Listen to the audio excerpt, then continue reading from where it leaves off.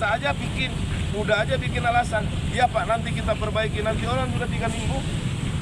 Karena bukan kalian yang dapat masalahnya. Coba hari ini di rumah kalian itu tidak mengalir air, kalau tidak ngomel, bahkan mungkin melebihi daripada kesabaran mereka.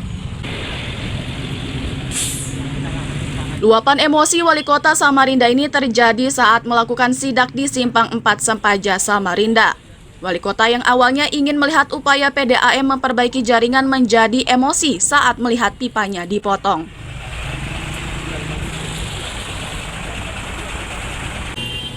Andi Harun yakin distribusi air bersih terhambat karena pipanya belum disambung. Jika saja penyambungan ini menyebabkan pengerjaan proyek proses drainase terhambat, maka merekalah yang harus memikirkan caranya. Andi Harun hanya meminta agar distribusi air bersih dipulihkan dalam waktu 3 hari.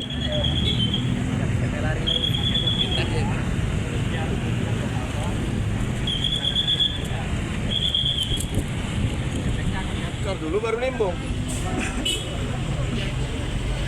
Ya, jadi tidak bisa juga dipersepsikan salah kalau kita patut duga ini ada rencana disengaja. Patut diduga rencana disengaja. Kalau hari ini dia nggak bisa lagi karena kita udah lihat semua kan. Nanti 3 hari lagi, 4 hari lagi saya akan cek.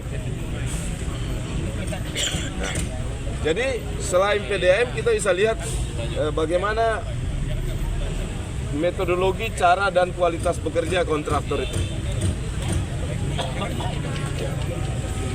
Kalau saya jadi PPK-nya, saya jadi kabitnya, pasti saya nggak biarkan begini.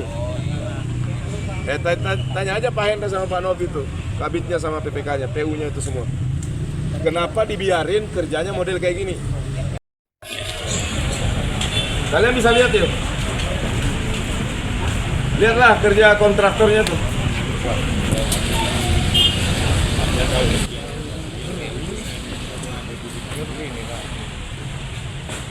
Dan kalian lihat di sebelah sana yang di tempat berdiri itu lubang itu secara teknis kalau mau masang pipa sangat susah, harusnya kan pasang dulu baru. Iya. Itu lihat jarak, kalau kita bandingkan tadi di sana itu makin sulit lagi di sini. Saya nggak bisa bayangkan bagaimana nanti PDAM masang pipa itu. Kemarahan Wali Kota juga terjadi saat melihat pengerjaan semenisasi jalan. Itu terjadi karena Andi Harun menilai proyek tersebut dikerjakan dengan asal-asalan. Andi Harun meminta agar proyek tersebut dibenahi agar lebih tahan lama dan aman bagi pengendara.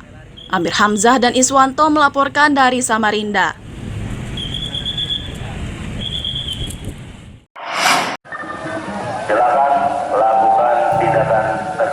Kericuhan tiba-tiba pecah saat unjuk rasa di Sekretariat KPU Balikpapan usai pemungutan suara.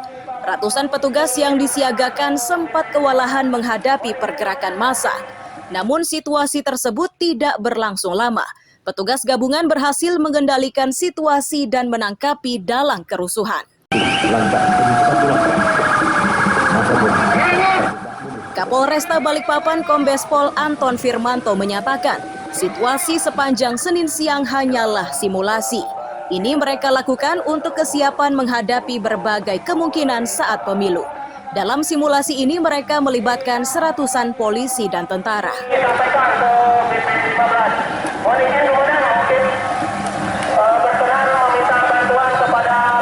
Ini yang kita libatkan yaitu personel TNI, Polri, dan stakeholder lainnya.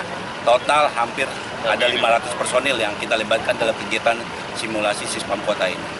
Berdasarkan perkiraan intelijen, tahapan yang paling rawan adalah nanti tahapan kampanye dan penghitungan suara. Ya. Balikpapan masuk dalam salah satu kota rawan atau? Alhamdulillah, di wilayah kota Balikpapan ini termasuk wilayah yang kurang rawan. Itu berdasarkan IPKP tahap ketiga. Mendukung dan mensukseskan. Ketua KPU Balikpapan Nortoha tidak yakin kericuhan yang digambarkan dalam simulasi akan terjadi. Ia begitu yakin karena pandangan politik penduduk Balikpapan sudah lebih maju. Jikapun terjadi, ia yakin polisi dan tentara mampu mengatasinya. Damai aman dan akuntabel di wilayah kota Bali. Ya, KPU terima kasih sekali kepada jajaran kepolisian yang telah melaksanakan simulasi pengamanan kota. Karena Balikpapan ini sebenarnya belum ada sejarahnya Balikpapan rusuh, tapi itu tidak menjadikan kita lengah, kita tetap waspada.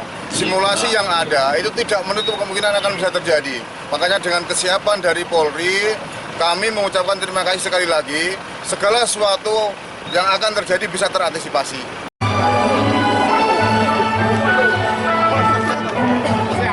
Puncak dari simulasi, polisi mengajak berbagai kalangan, mulai tokoh masyarakat hingga pengurus partai menandatangani deklarasi pemilu damai. Amir Hamzah dan Riani Mantini melaporkan dari Balikpapan.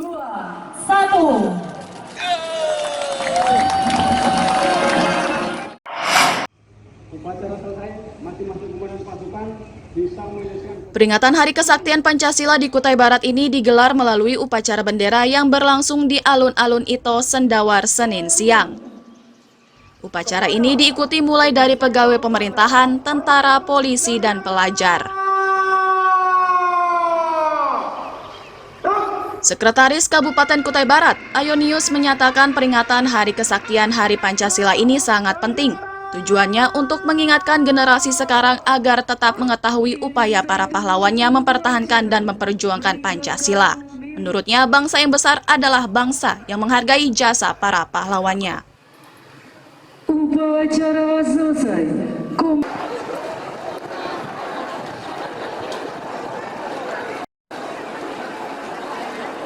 Bahasa mengatakan bahwa bangsa yang bagus itu, bangsa yang menghargai jasa pahlawannya.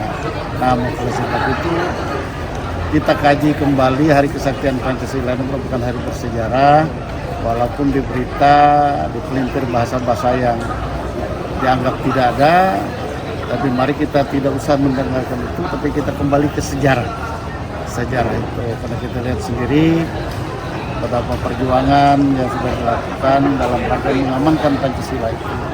Yang kedua, Pancasila ini merupakan nilai bangsa kita, nilai persatuan kita, nilai kebersamaan berbangsa dan bernegara. Namun oleh sebab itu, harapan saya kepada seluruh masyarakat, khusus para aparat pemerintah yang ada di Kabupaten Kutai Barat, marilah kita mencermati nilai bijaksana. Biarlah nilai-nilai Pancasila ini betul-betul dituangkan dalam kehidupan kita bermasyarakat, kehidupan kita berorganisasi, kehidupan pribadi kita.